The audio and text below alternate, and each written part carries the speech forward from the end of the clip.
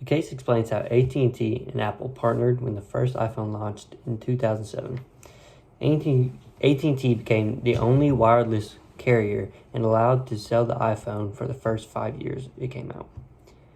Apple got a network partner that supported its vision and brand for the new iPhone. The deal was a huge opportunity for both companies. AT&T gained millions of new customers because people wanted the iPhone. Apple became one of the most popular smartphone brands in the world. However, problems occurred. AT&T's network was not prepared for how much data the iPhone users consumed, and Apple had a lot of control over the partnerships, leaving AT&T with very limited ability to fix the issue. Over time, the network problems hurt AT&T's reputation, even though the company benefited from the new customers financially.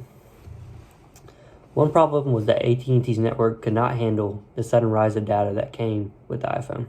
Before the iPhone, most used very little data, but the iPhone encouraged constant internet browsing and app usage. AT&T did not upgrade the network enough ahead of time, so its towers became overloaded.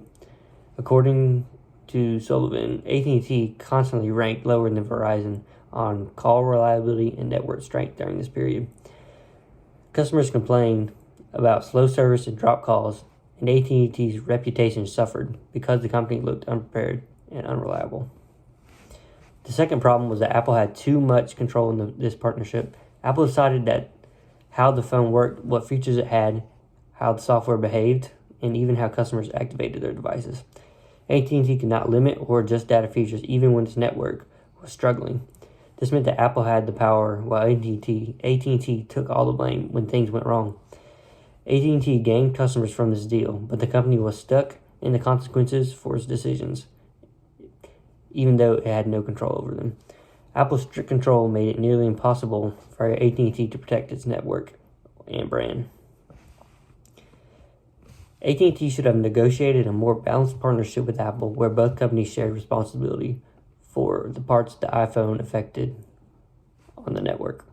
AT&T needed more control over anything that used large amounts of data. If AT&T and Apple had worked together and tested the phone more thoroughly and agreed on ways to manage heavy data use, then AT&T could have avoided most of its problems and the ones that hurt its reputation the most. The biggest benefit of this recommendation is that AT&T's network would have worked better and customer satisfaction would have been higher.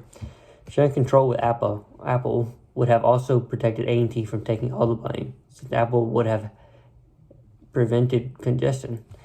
Research shows that better coordination between device makers and wireless carriers can reduce strain and improve performance. A more balanced partnership would have helped AT&T avoid spending so much money on the network issues.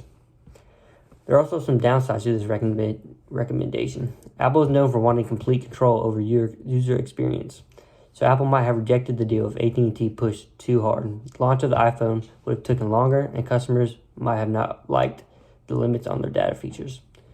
Even with these drawbacks, the long-term benefits would have made partnerships stronger for AT&T. The company needed to protect both its networks and its reputation. The alliance between Apple and AT&T helped both companies grow, but it also showed how risky it can be when one side has too much control. AT&T wasn't prepared for the rise in data, and Apple's control made it hard for AT&T to protect its network. If AT&T had insisted on sharing control over certain features and pushed for better planning, it could have avoided many of the problems that damaged its image.